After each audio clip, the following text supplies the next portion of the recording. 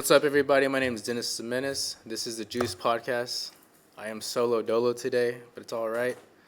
But tonight we have a very special guest in the building. He's been buzzing in the city for sure. He just on the front cover of Fort Worth Weekly, and he just dropped a new album. Y'all need to go check it out. It's called I'm Fine. Please welcome JaeBoy. Effect on there, like right. Dude, super excited to be here. Thank you. Yeah, dude. Anytime. How you doing? I'm doing good. I've just been extremely busy working on new music. Definitely trying to iron out the next 10 singles that within like the next year, hopefully, maybe. I don't know. Nice. Got a podcast kind of in the works that hasn't been announced yet, but I'm kind of announcing it here. So that's nice. pretty fun. Okay. Do you have a name for it yet, or? So it's a D&D podcast that I'm making with the Funky Panther.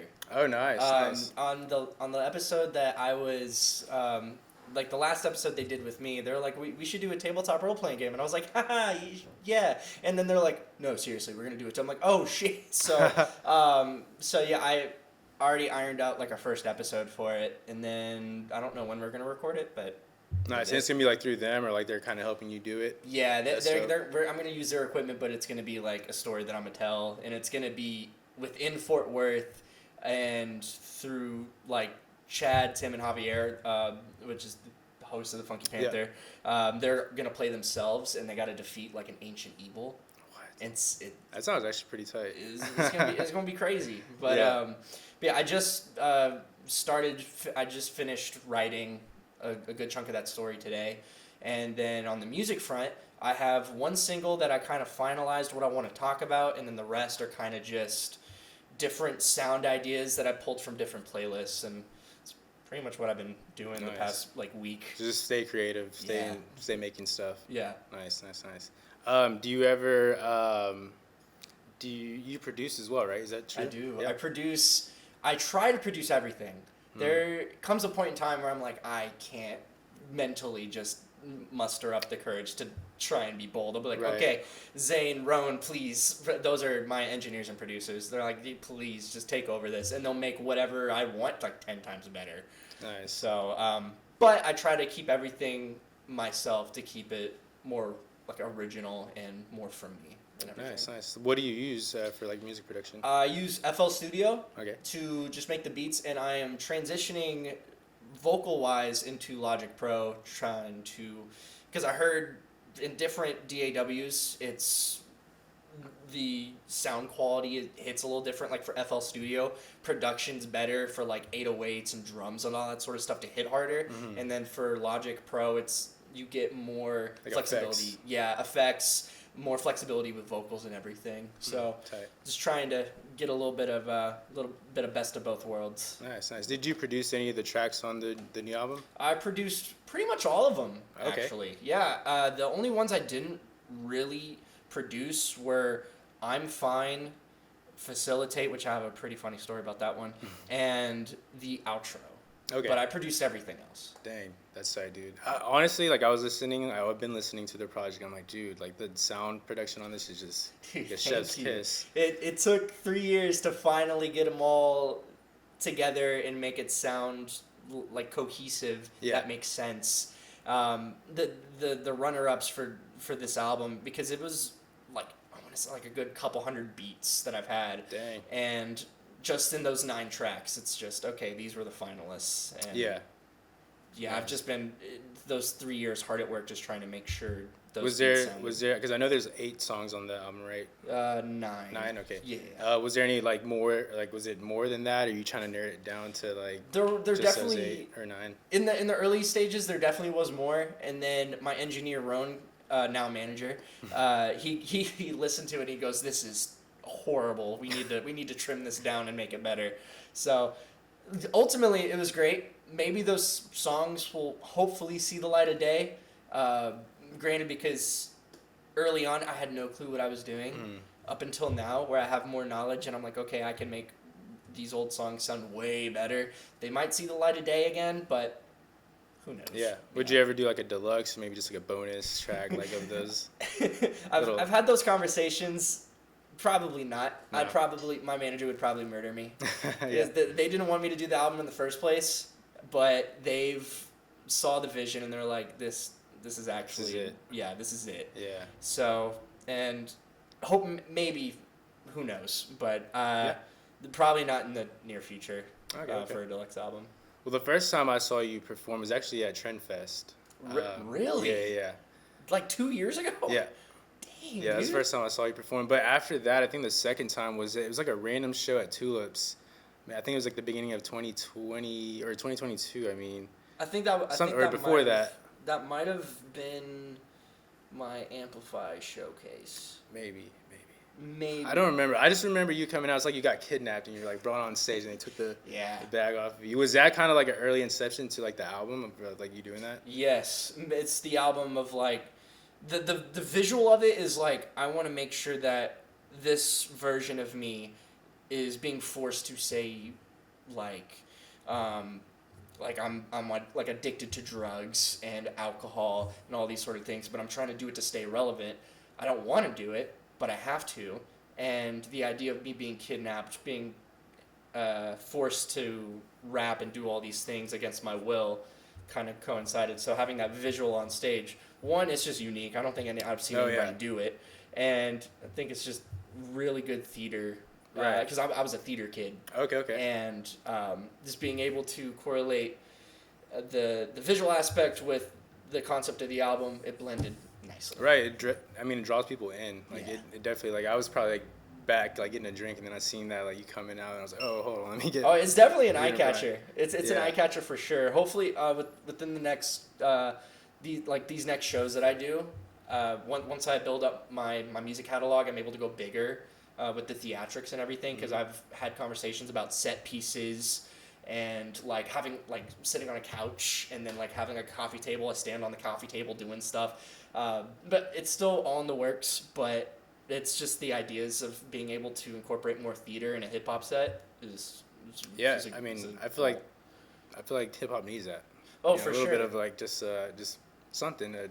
Yeah, because I Bring it can't be up. like on stage for like 30 minutes just doing this the entire time. Like I Right. got to be able to, if I'm able to tell a story, I can't just tell it, and I want people to actually see what I'm like kind of going through. Like make it a at the movie time. almost. Yeah, just making it like I've also had this talk about making like kind of like what Kanye did with making like a good like 45-minute like to an hour long music video of the album. So I've had conversations like that, but That was actually gonna be my next question. Do you have any like music video concepts or an idea, or have a music video coming out for the album already? I don't know. I've definitely have concepts for sure for like single music videos. Like for sure, I'm Fine. I've had ideas for that. Extra and Menacing, I've had ideas for. But when it comes down to actually executing those things, I don't know when exactly, but I know those concepts are there. It's just probably going to come at a later time. Okay, tight.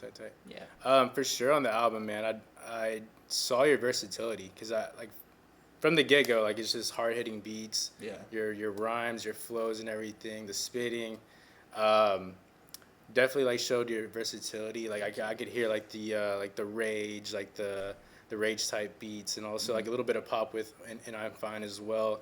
And I think even on the what was the song with the crazy change up.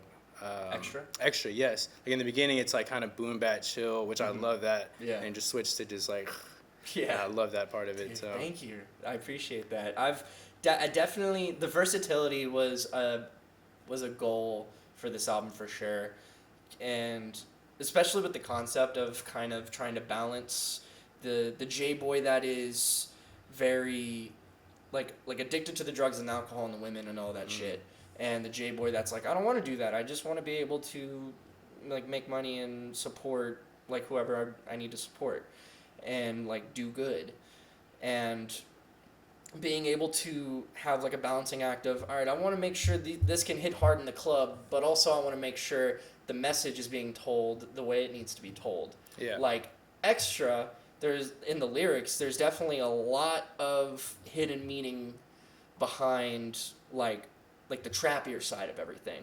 Like I got 2 big bags and I'm still looking lavish. It could be bags under my eyes or like bags of cocaine or bags of money.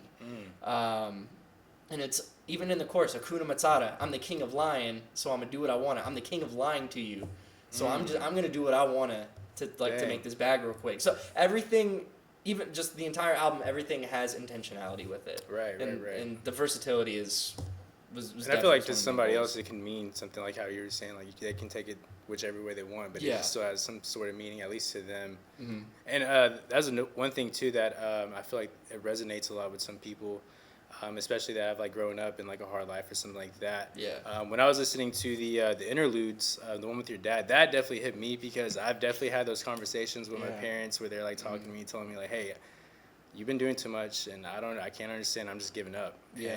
And that definitely hit me, dude, for sure. Yeah, that was definitely another goal. I called my dad and I was like, "Hey man, I just need you to just like in your shoes, if I was like fucking up in like royally fucking up, how would you say that in a voicemail?"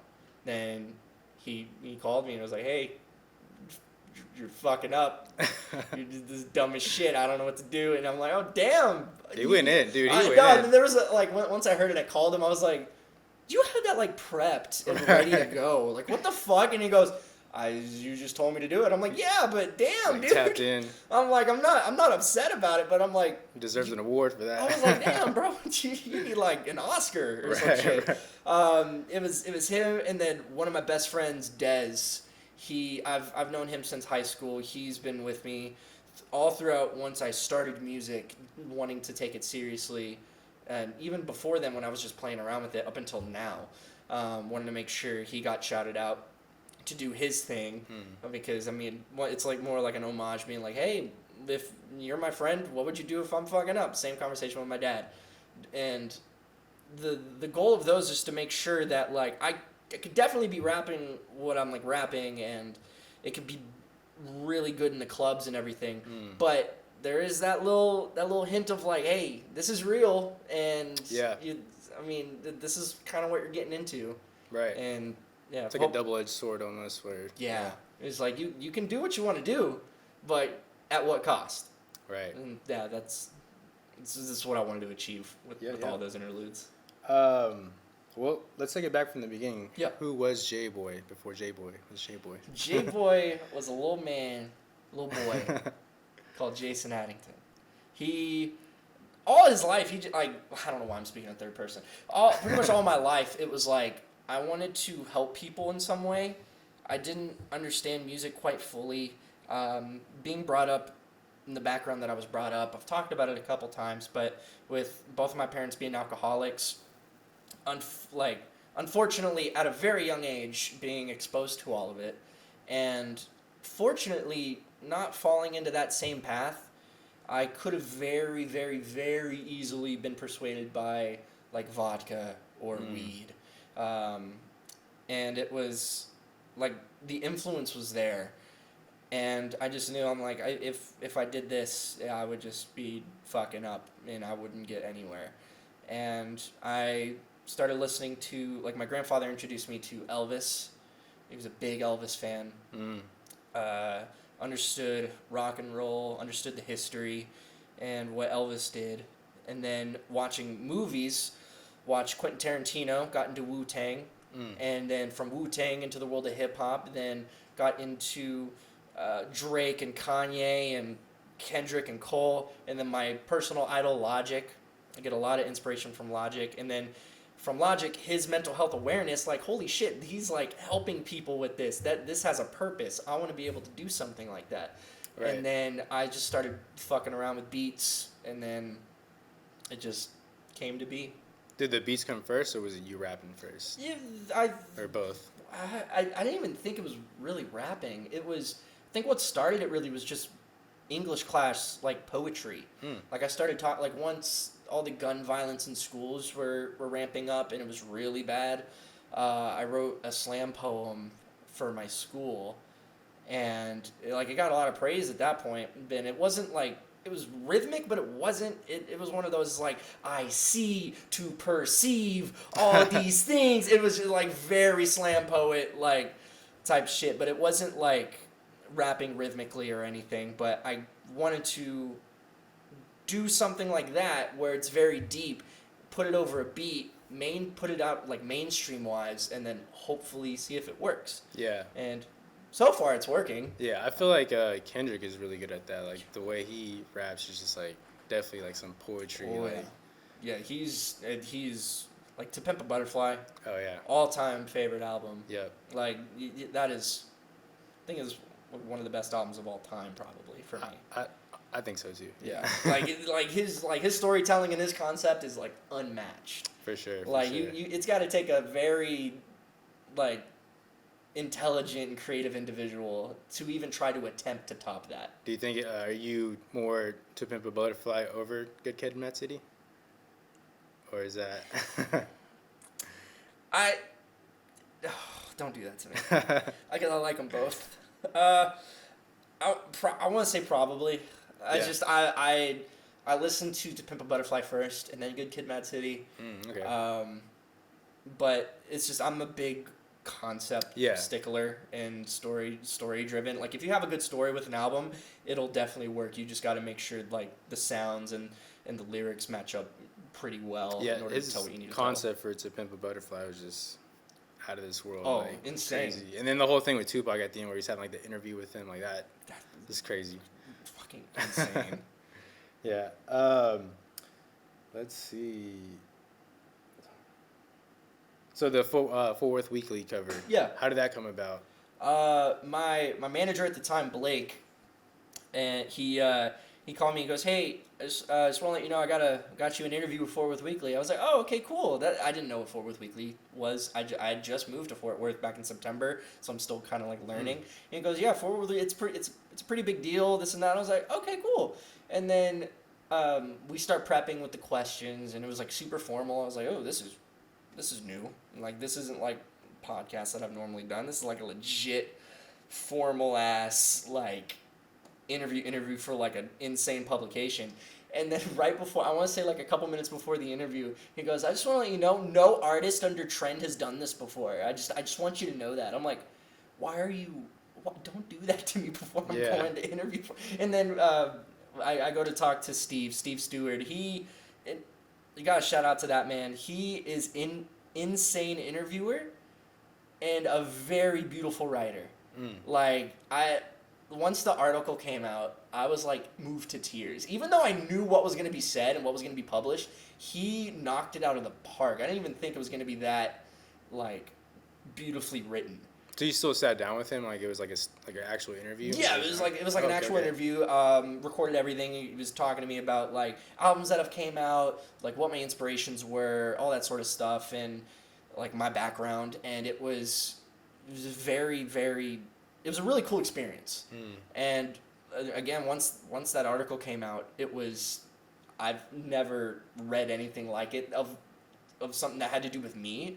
And like I've seen it in like other publications, like in magazines and stuff. I'm like, oh, that's cool, that's good for them. And then it's just like when it comes down to me, I'm like, that's me. Why is this being written about me? I don't deserve that. What do you mean? And then it was again very beautifully written.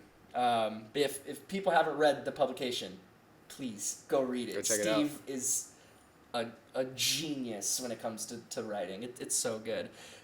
He actually got me a show at the Boiled Owl. The Boiled Owl Tavern in Fort Worth.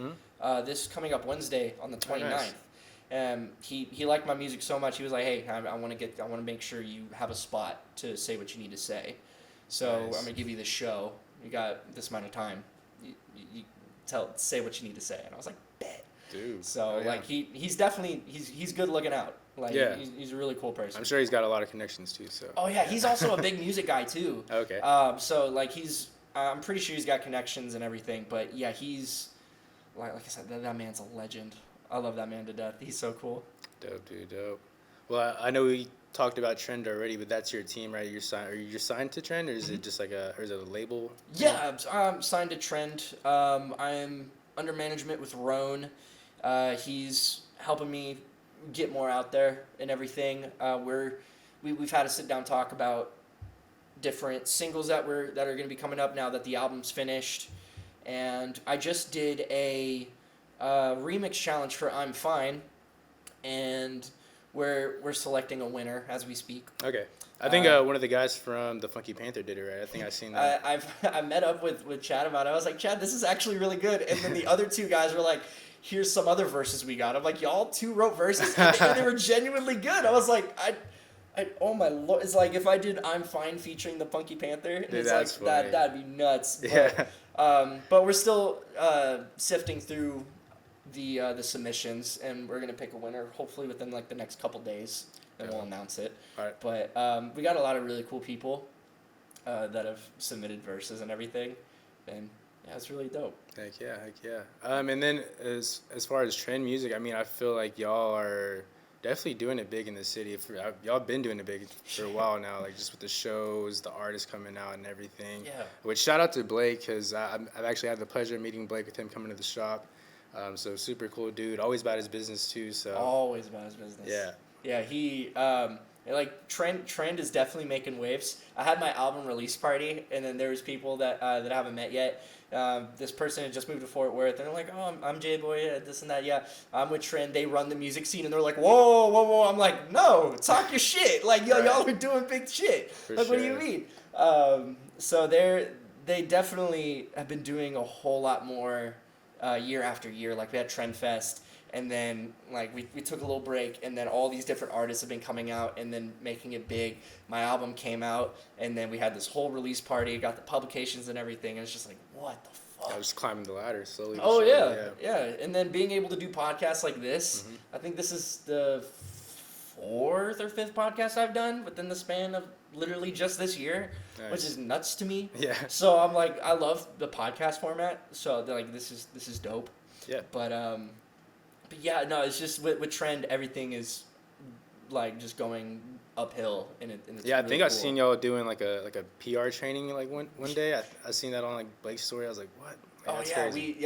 we have a lot of weekly meetings. It's like, okay, what are we gonna do for content for this person? Okay, cool. What are we gonna do single wise for this? How are we gonna market it? Okay, cool. We're gonna JaeBoy's album release. Okay, so we're gonna do this month, and then this month, and then we're just gonna ride that wave until the next single. Yeah. Super So calculated. we're very detail oriented and very focused on what's next. Yeah, I think so. We also have a interview coming up with Ernie too, which he's also on Trend, right? Yeah. Yeah. Ernie's good people. Yeah, I actually played with him on the that kickball game with Too High versus I Footstep saw Kill. that. Yeah, I saw that on Instagram. I was like, damn, You should have came through, man. It was a good time for sure. Yeah, I was like, I think I was working on some shit that day, but I was like really upset because I haven't played kickball since like elementary school. Oh yeah. And I was like, fuck.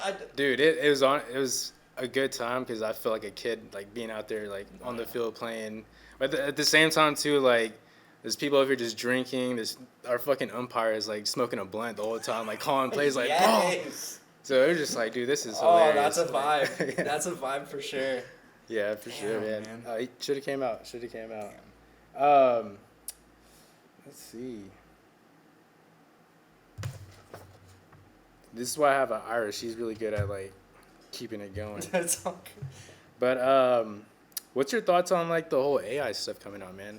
About AI? Yeah, just like so I've gotten into ChatGPT. I've gotten into the episode, I think it was episode 8 with Jizo. I don't know if you know who that is, a local rapper as well. Okay. In the beginning of like the podcast, like the audio fucked up, and there's like this crazy static in the background. I don't know if I like had the mic unplugged right or something, or I don't know. Anyways, I found out that there's like an audio enhancer, an AI audio enhancer I can use. Submitted the audio through that, and it like fixed it completely. Yeah. And it made our voices sound like we were like speaking on Shure mics, like professional. Damn. Like yeah. It's crazy. See, like AI is good for stuff like that, but then there's a thing where it's like you'll like if they start to become self-aware, it's one of those like fears. It's just like we're self-aware, humans are fucking up, humans don't deserve to be here, we need to take over this and that. I'm like, oh my lord. Yeah. Want some iRobot shit? Yeah. Oh my god, I haven't seen iRobot in a minute. Dude, yeah, it's an old movie. But yeah, pretty much that situation. And like AI is cool for certain things. It's just like if we're able to kind of like control it a little more instead of making it for everything, because like there's probably gonna be situations like I saw a McDonald's that's just completely automated. Oh yeah, I've seen that. Yeah. Those are like people being taken out of jobs probably. Right. Like yeah. there's they got the self-driving cars like Tesla and Rivian. Like I know Amazon has these Rivian vans that do self-driving and everything. Like who knows if they're gonna have like just a person just sitting in the passenger seat, just like if they're just going to each stop, just like scanning whatever package, just dumping it off, and then the van just drives them to wherever else they need to go. Right. So like I'm like a fear is like AI is gonna take jobs away from people, but it may open up a door for more better technological things. Yeah. Like get to Mars or something. I've seen the one recently I've been seeing a lot is like the fake AI voices of like you can take like Kanye's voice and make it sound like. I've seen so many. That in itself is scary. Yeah. On the Funky Panther, they told Javier to have like they were gonna do something with Javier's voice. Like someone was doing something with his voice, and Tim gave them like 4 hours of just clean audio from his mic, and Javier's like, oh, that's cool, but they're like, yeah, but what if they say like very incriminating things? Like what if this AI Javier just says something like homosexual, like very like sexist or racist, and then he goes, oh, and I'm like, yeah, man, like what? So I'm very scared about that, but Yeah.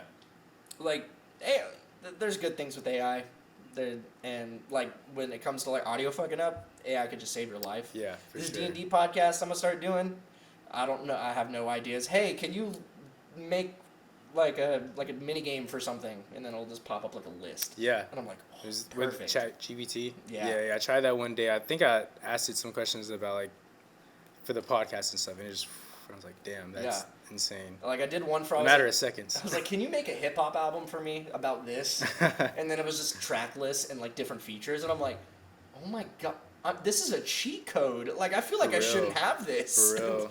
So even the AI art too, like you can just type yeah. in like, and it just makes something like completely out of like a photo or like a description that you put in. Yeah, it's nuts. I know there's a YouTube channel called Corridor Digital. They made it to where if they shoot something in live action, they can put AI over that footage and make it into an anime.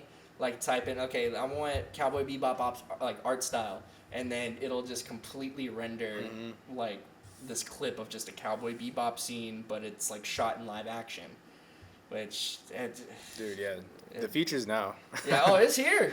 It's just definitely only here. gonna keep getting more and more advanced. Yeah, But it's kind of scary. Yeah, it's kind Yeah. of scary, but at the same time, it's like if you learn how to use it and take advantage of it, maybe there's some ways that can like propel you to the next level or whatever, really. But Oh yeah, it's gonna be dope, but it's just a little nerve wracking. yeah, no, for sure. Especially if Will Smith, like the robots come and like take over. Good Lord. Will Smith becomes an evil villain. I gotta watch that movie again.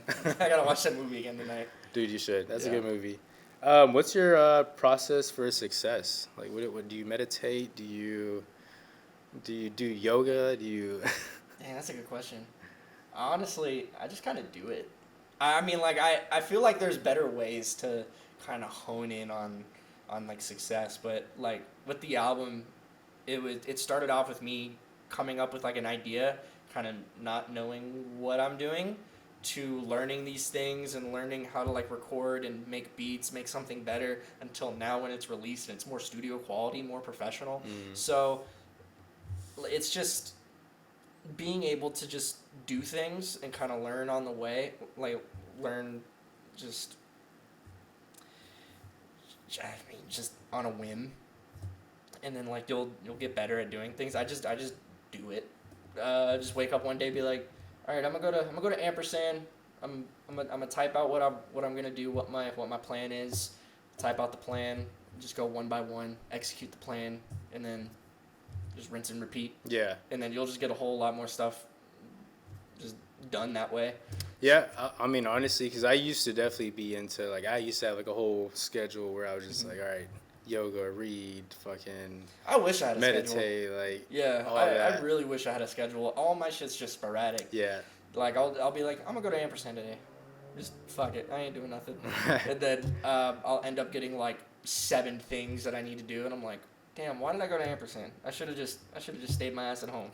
Dude, But I definitely have that problem, too, where I'm like, I guess I'm just ADD, man. Like, I can't, even with music, too. Like, I'll be making a beat or something, and I'll hear a whole different sound. I'm like, oh, switch over and just like, oh yeah. Yep, it's bad. that's me It's all the bad. time. Like I'll be making this dope ass like trap beat, and then I'll hear this like horn, and I'm like, I gotta, oh Yeah. fuck. All right, let me make a new project. Shit, and then I'll just go off of that. I'll hear something else, be like, ah, fuck. just keep going, and then by that time I'll have like 10, 15 beats that are just unfinished, and I'm like, I don't know what to do with these.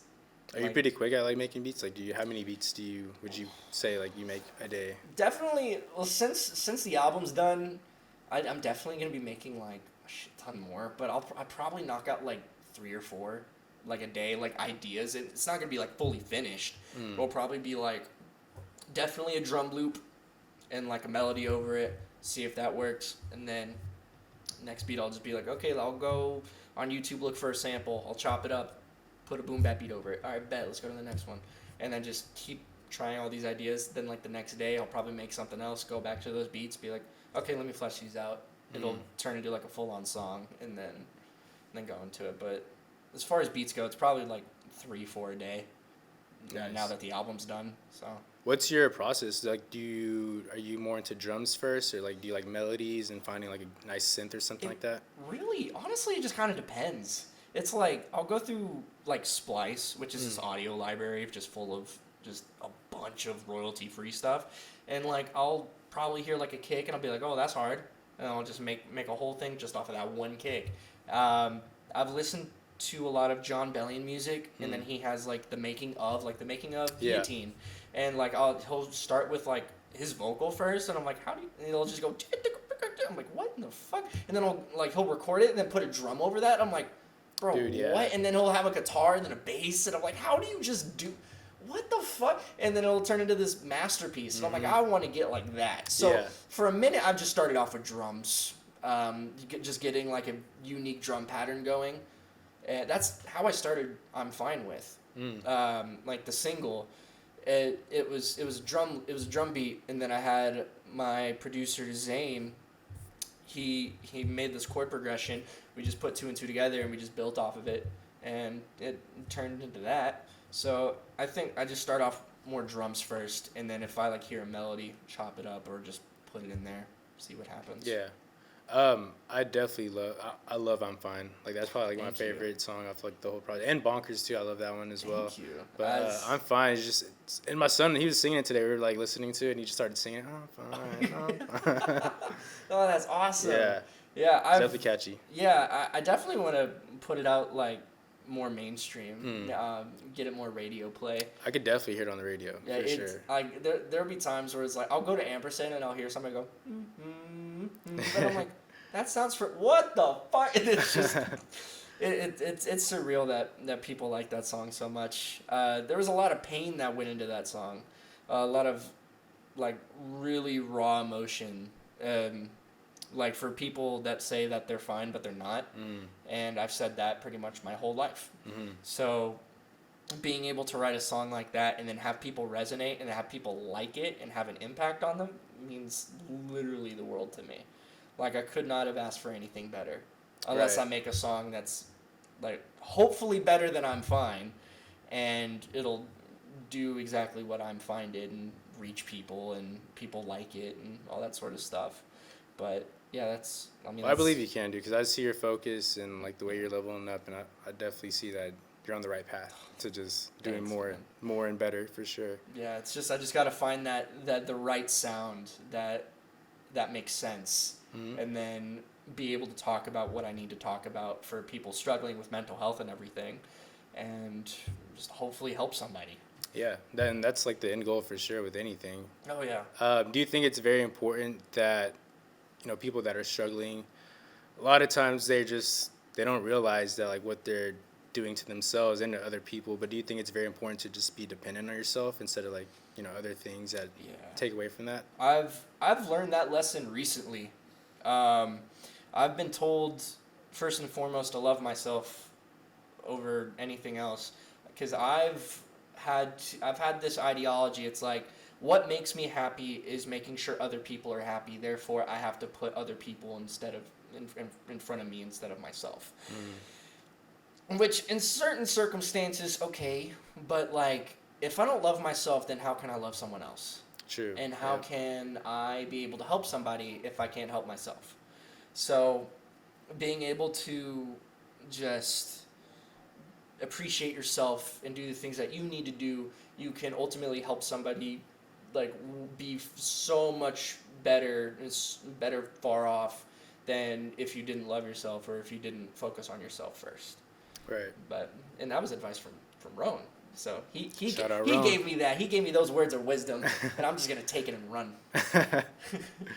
But no, that's facts though, because I mean, it's something actually we talked about on the last one, and I can definitely relate on that too, because I was a fuck up at one point, and I just was selfish, and I would bring people down with me, not even knowing that I'm bringing people down with me, and it's just like you hit that wall, and you're like, fuck, like I got to fix all this now, and it's a lot that's built up that I put on myself, and didn't even like unknowingly did it, and it just now it's like falling apart, and it's just really like becoming what's the word? Damn, I lost it. liability? Not a liability, but I can't even think about it. Damn. But really just opening yourself up and just kind of being vulnerable. Vulnerable. Yeah, being vulnerable and just kind of letting everything in, or letting it go, really, just your past traumas and stuff like that are holding you back. Because once you do overcome that, man, it's just like something opens up in your mind, it clicks, and you're just like, okay, now I know what I want to do. Now it's my time to like grow and become successful. So yeah. So yeah, it's stuff like that I got to learn over time. I feel like I am a much better person now, especially after this album. Having more of a better understanding of how I can help people and how this album ultimately helped myself. Because I didn't talk about a lot of this stuff until way later. And it was very difficult. Like being able to talk about my mom and my dad and growing up in that environment, it was just very, I felt very sheltered, even though I was open to everybody. Like I was an open book, but I wouldn't say anything unless like something was asked. And being able to do it on this album was more like a therapy session, more than anything. Like, yeah, I'm helping people, and I'm shining a light on all these different issues, but it's a good way for me to just be like, this is some of the ways that I fucked up and I didn't tell people, and I wouldn't say trauma dumping, but like it's just my way to get my feelings out. And if if it helps somebody, and they learn something from it, that's good. Yeah. Like that's the goal of what this album is doing. Definitely like Logic, like you said earlier. Man, he definitely, I feel like with that one song helped a lot of people. 1-800. Yeah, and I feel like around that time too. I don't know. It's just no one was really talking about stuff like that. It was just kind of like the money, the cars, and all that. Yeah. And he just came in, and even though it was like a poppy song, it definitely did like. Kinda, it helped. Yeah, like there was like literal statistics of more people calling the hotline, and I'm like, if I just like in my career, I just want to do that, and like I'll retire. Like I'm good. Like I mean, like I'll do whatever else I got to do. But like if I do a song like 1-800, I will retire happy, knowing that like I got people to actually go and talk about these certain things. Yeah. And it's I joke around with my managers all the time. It's like I want to be like hip hop Mr. Beast, but it's like instead of like at some point I want to give away money, but also it's just like just being able to be selfless enough to just give myself to somebody and make sure that they're okay. Like hopefully save a life by like having them talk to me and telling them that it's okay. Like that's what I want to do. Yeah, for sure, bro. I think Kid Cudi for sure for me is like somebody like that who he's definitely helped me out. He's definitely saved my life a couple times. So yeah. Kid Cudi's he's a whole different breed of just artist and creativity. Yeah. He's man. I'm sad that him and Kanye are. It is what it is. I mean, it's just friendships like that. They come and go. True. Granted, Kanye do be on some weird shit sometimes. So I mean, it's just. Ugh. That guy's all over the place. All over the place. Do you see that? Like literally yesterday, I think he posted like out of the blue. because he hasn't posted in a while, but he posted about Jonah Hill. Yeah, And I how saw he that on helped him Twitter. like Yeah. Jewish people or something like that. It was like what? Jonah Hill made me like Jewish people again. I'm like, You what? shouldn't even have posted that. Like, why do someone needs to take your social media privileges away? Like, you need to have an encrypted password that you don't know. Like dude's been in somebody- Berlin. I think the last time I heard he was in Berlin. Like, Oh, God. it's kind of sus, Kanye. It's kind of He- sus. That man stresses me out, and I'm not even in his shoes. Oh man. Dude, I feel like we've covered a lot. Oh, what do you think about like websites and like, you know, we talked about this on the last podcast, but Okay.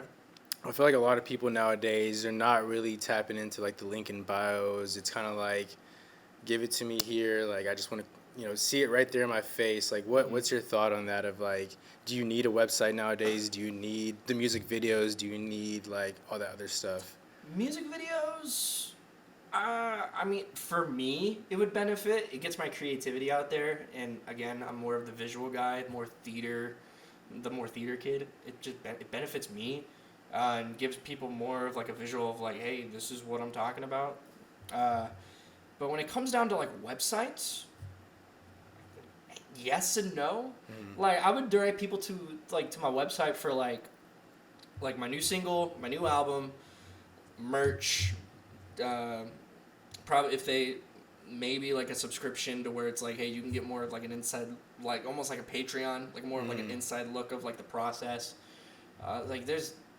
But I don't know if people just straight up go to websites like that anymore, unless it's to like probably shop for merch. So I don't know. I'd probably have to find a way to specifically make it to where it's a one-stop shop for like everything. Yeah. I know like the link or the what is it, link pages, like the link trees and all that. Linktree. Everyone does that nowadays, but I just feel like the whole websites and I mean even nowadays, I think we talked about on the last one with Jizo. He was talking about music videos, how he doesn't even go watch his favorite artist's music videos. He was like, so why should I make a music video for my fans to watch if they're not even gonna watch it? I'm not even gonna watch it. I mean, that's facts. Right. I mean, like, I still watch music videos every now and then. I'm just like, oh, that's cool. That's a cool visual. I like how they did that. Right. That's pretty nice. Like when they did All Right with Kendrick. Oh yeah. He was just floating and just rapping, going down, going through LA and shit. I was like, damn, like that shit's cool. Yeah. I just wish, if we were still more into like the music video kind of aspect of everything, more shit like that would just pop up, and I think it'd just be super cool. I think the thing is just people need to be more creative with it. Because I mean, I don't know. Like I've watched so many that's just the same thing. Like where people are just dancing in a room, just kind of doing the a group of people. Like Yeah. I think people are just tired of seeing that. It's just the same thing over and over and over again. Oh yeah. Yeah. Yeah. I'm trying to think of like I mean like Logic. Whenever he did Take It Back, he recovered from like a plane crash and he's rapping to the camera going through like rubble and like debris from like a plane crash. Again, Kendrick with All Right, being like pretty much floating going through LA. There's a song by the Chainsmokers called Sick Boys where they're like performing in like a warehouse and it's like their skin was melting off. And it was like really weird and like psychedelic and it was really cool.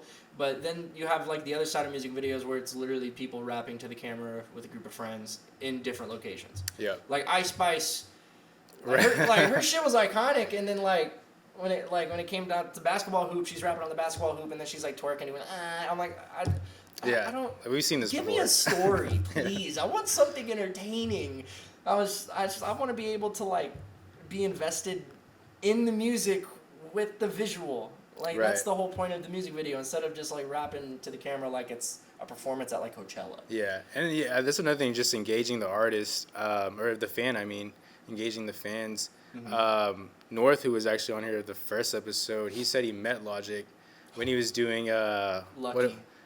I forgot what tour it was, but I remember watching the video when it came out. But he was actually going to people's houses for them to like preview the album Oh my god, before. really? Yeah. That's the incredible true story. Yeah. Where, So like, that was where, that where one. he had I'm a fucking nerd when it comes to Logic. Like he Yeah. had like a whole tour bus, and he goes, "All right, I want to show the new album to my Yep. fans," and then like went on tour, going house to house in different cities. That's great. He did really. Yeah, so it wasn't North that got picked, but it was his buddy Jay Vasquez, who we're actually gonna have on as well. Wow. But he got picked, and they came over. He said that it was just like a regular day. They were just hanging out. Then they went to go play putt putt. What the fuck, man? Yeah. That I'm jealous. Right. I'm so upset. Yeah, Yeah. I just even back then that Logic back then with Under Pressure and then the Incredible True Story and then The all his mixtapes. Oh, dude, the my mixtapes, yeah.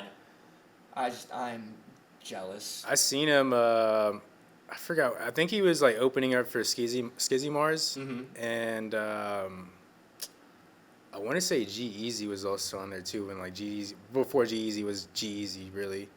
But yeah, dope. It was a dope ass tour. The first time seeing Logic and like just the way he was, how humble he was like, dude, this guy's dope. And then that's when I went and checked out all the mixtapes. I was like, man, this guy Oh yeah, is going places. that man's all about peace, love, and positivity. Yeah. He literally lives and breathes. I think it was during a weird time too, where Mac Miller was kind of going into the real druggy era of like his like career, and yeah. I was kind of like, damn, like Mac's kind of getting a little weird. But then Logic's over here like still being the cool, chill, boom bat. Like I was like, okay, let me go peep him out real quick, fill that void.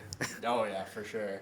No, I'm so jealous for that. Like whenever you go to interview that man, you gotta tell him that I'm jealous. Oh yeah, for sure. I need the hookup if he's got a Logic hookup. Right, Like, right. I need that.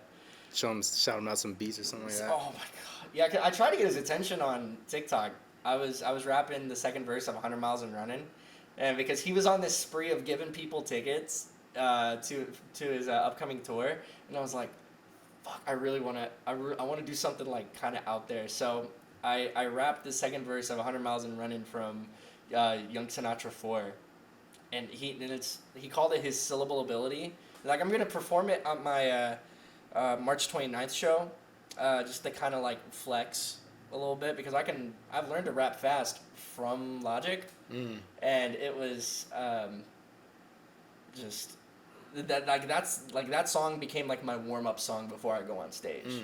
And it's just like I'm living, the ripping, the strapping, the killer, the ripper. He calling you, going, you flowing. You know he pursuing it, doing it, moving, the grooving, stopping, walking, talking, flip it, and I'm just like, oh my god. And like, it's just, and I tried to do it at that pace throughout the entire verse, and it just didn't work out. I'm like, Logic, I need help, please. And then on TikTok, people were tagging, and I'm like, yes, and then like he didn't see it, and I'm like, damn. fuck. Just spam.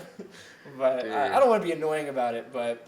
Yeah, no, if I can meet Logic like one time, I can die a happy man. Dude, what if y'all record a song or something? I would retire. I'd be like, fuck music. I recorded some shit with Logic. It's perfect. It's the end game right here. Oh yeah. But.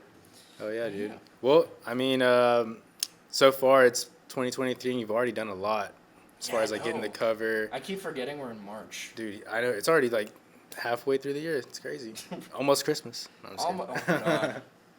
Yeah, there's definitely more to come this year. Like, I mean, the album came out, had all these publications come out. It's only up from here. I'm sure there's definitely going to be more opportunities later on down the line, but I'm definitely going to be focused more on getting all my singles lined up for the year and still preaching that message of, well, not to steal Logic's thing, but peace, love, and positivity. And to just preach about mental health, talk to somebody, and just be a better version of yourself, and be happy. Like, I don't want to force you to be happy, but I mean, like, I just want you to live your best life, and that's what I feel like I'm here to kind of help guide you through that, and like be a vessel. Yeah, I mean, like, with me struggling like with anxiety and everything, it is not worth it going through life being scared about every little fucking thing. Like, I mean, I had anxiety yesterday, but if I can rap about some shit about anxiety and be a fucking boss at it, and then, like, hopefully that inspires somebody to not have anxiety and, like, to kind of get the confidence, fuck it, that's dope as hell. Right, so, yeah. It's helping people out. Yeah. And having a message behind it, too, for sure. Yeah, and that's my goal, man. Just hopefully help people, preach that message of mental health. That's my calling. Oh, yeah. That's what I'm here to do. Dope. Well, just to wrap it up, do you have any last minute things to say? Anything you want to promote?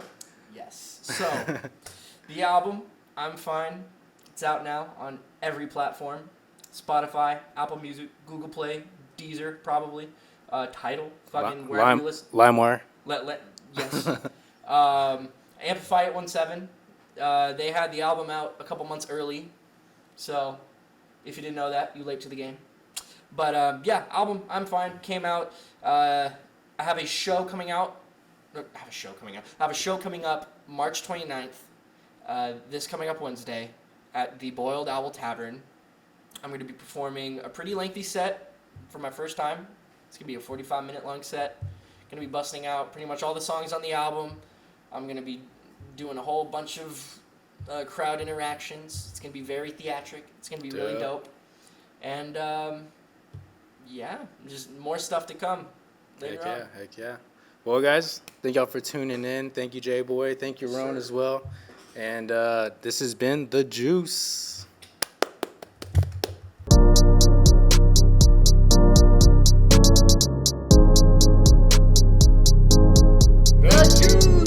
Yo, we just wrapped up an interview with the homie JaeBoy.